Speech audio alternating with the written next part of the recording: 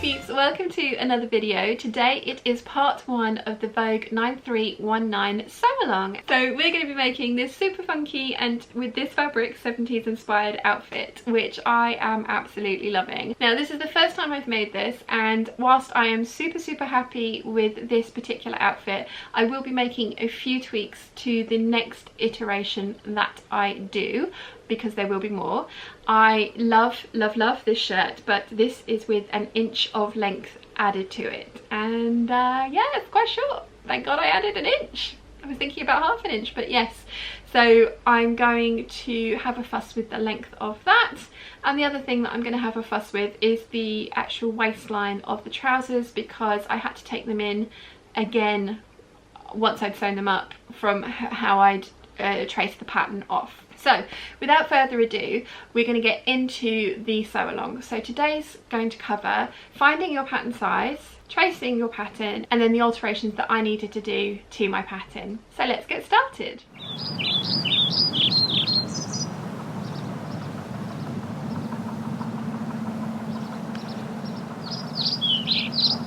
So the first thing that we want to do is get our pattern size, and again, looking at the envelope, it wants me to be a 16 for the bust, a 14 for my waist, between a 14 and a 12, I'm actually a 27-inch waist, and then a 18 for my hips.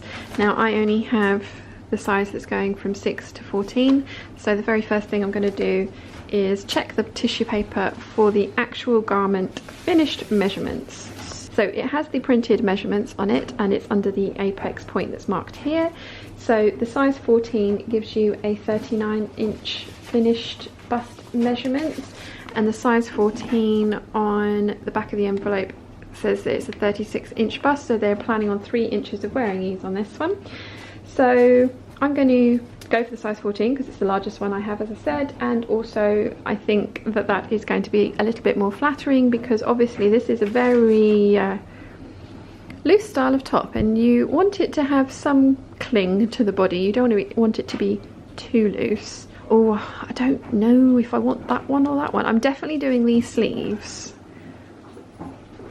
Definitely doing these fluttery sleeves, but I'm not sure if I want the collar or not. Dad, do you have an opinion?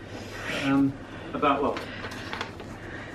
Can't decide if I want to do the longer length top with the collar or the short top. Oh wow, I like both actually. Me too. Try and keep it in the frame. Have you seen the fabric I'm using? Oh wow. I'm going to be 70s-tastic. No, right. If it's that fabric, yeah, it's this one here. Yeah. Without a doubt. Yeah. But for this fabric, I think this one here. Without a doubt. Yeah. And it tells you in the diagram here, doesn't it, really? This clear-cut tailoring doesn't suit that fabric. I'm definitely doing the long trousers, but looser, softer look does that. Yeah. The trousers in that, ace. So that one. Yeah, thank you. So next we have the front yoke, and again this has a waistline measured in, and these trousers are designed to hit directly on the waistline because that's the seam allowance above that. So the waistline here, according to the pattern, I should be going for between a 12 and a 14, and the 12 has a 28-inch finished measurement and the 14 has a 29.5-inch finished measurement. I'm going to go for the 12 because that's the ease that I've been including in my skirts, and they're very comfortable to wear at the moment. I'm going to go for the 12 on that, and then the final one is on the hip measurement, and we have here the size 14 hips on the pattern are for a 38, and they have a finished measurement of 43.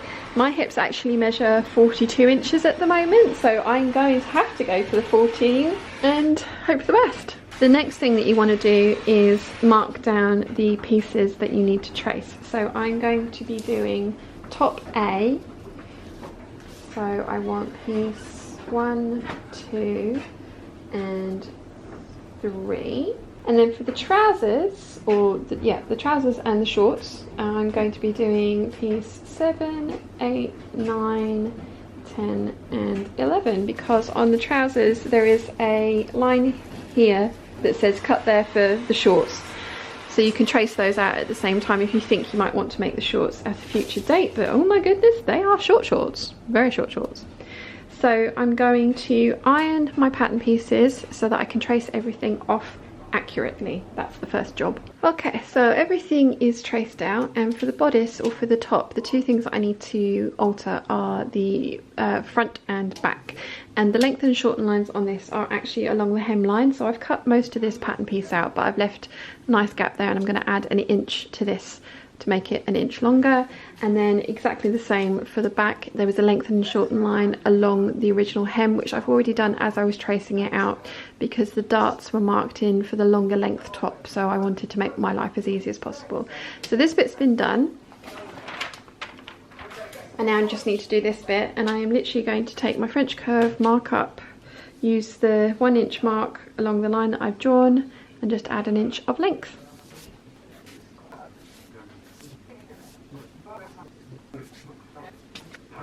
Okay, this obviously is going to make the tie wider, but I don't mind that. I think it's going to look quite nice. And if you wanted to add length but make the tie less wide, you could then mark another inch along the front here and then round it out so that the tie was the same width. But I kind of like the idea of having a thicker tie for me personally, so I'm going to leave that as is and chop along that bottom line that I've just added in. So make a note of what I've done and cut it out. Okay, so the next thing that we need to do is work out the crotch depths. Now, I have a particularly long torso, so my waist is usually a lot higher than standard trousers. So something that's meant to sit on my waist will sit usually a couple of inches below it. So my actual crotch depth is from waist at the front to waist at the back is 31 inches, and I have measured that with a soft tape measure. And literally I have, if you don't know where your waist is, get a narrow piece of elastic and tie that around your body, and it will sit on your narrowest part, so that will be your waist measurement. And then take your soft tape measure, and from the front pass it between your legs up to the back and to your natural waist. And if you've got the elastic on, then from the elastic at the front to the elastic at the back, and that will be your crotch depth. And do pull it taut so that it's tight against, I mean, not like too tight, but you know, taut against your body. So that is my crotch depth with no wearing ease whatsoever included in that. So the next thing we want to do is measure the crotch depth on the pattern. So you'll need to put in your seam allowance. So you can see here, I've traced in my seam allowance here. I've traced in the seam allowance there and there. I've traced in the seam allowance at the top of the pattern piece and the bottom of the yoke pattern piece.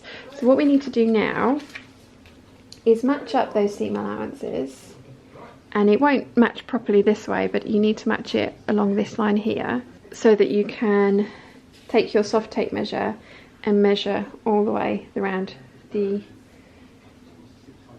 crotch depth.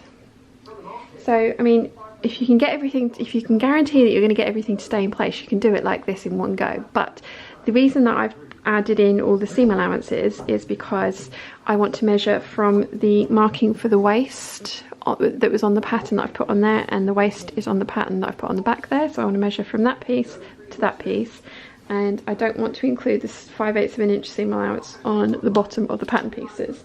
So I'm going to overlap those, and then I want to measure to the seam line on the crotch of the trousers, not the seam allowance. So I'm going to measure to that point there, and I'm going to use my soft tape measure, and I'm going to do it with the soft tape measure on its side. So it is 11 and 5/8 of an inch at the front, and then from this piece I need to measure from the bottom of the seam allowance to the waist, and that is 2 5/8 of an inch. So I'm going to add those two together, and that will give me the back. And then the front, same thing. So taking up, ignoring the seam allowance.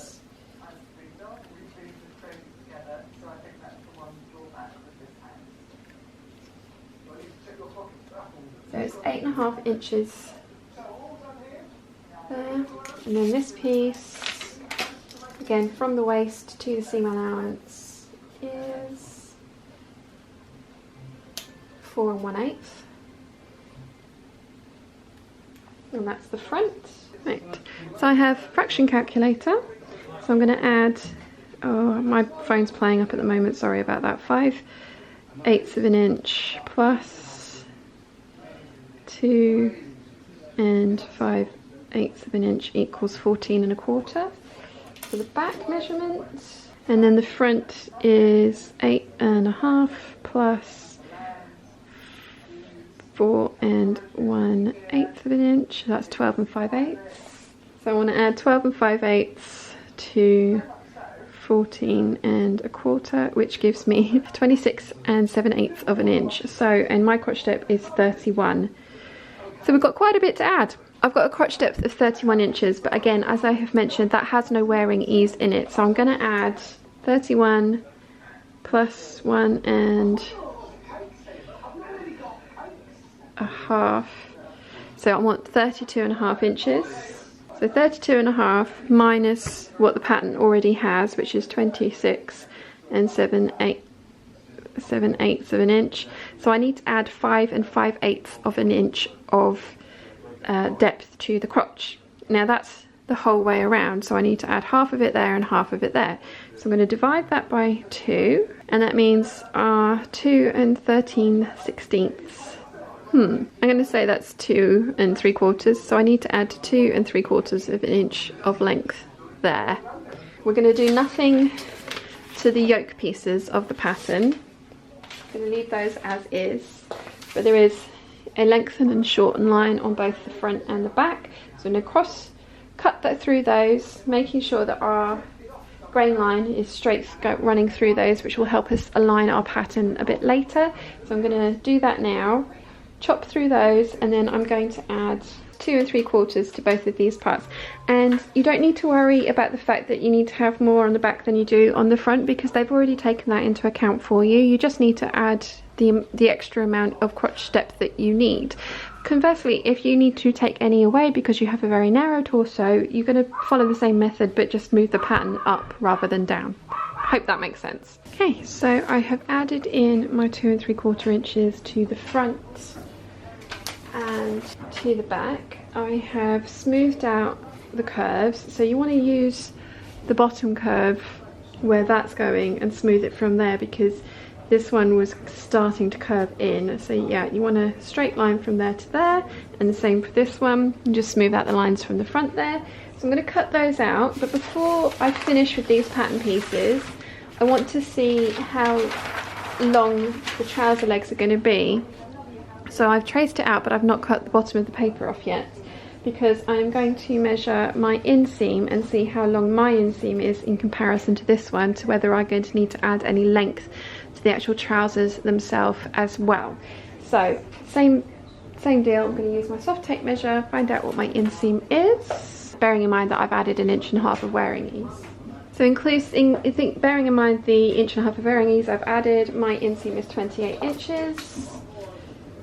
And again, oh wow, these are going to be super long, so I'm going to leave these as is, cut them out like that, and then if I need to hem them later, I shall do.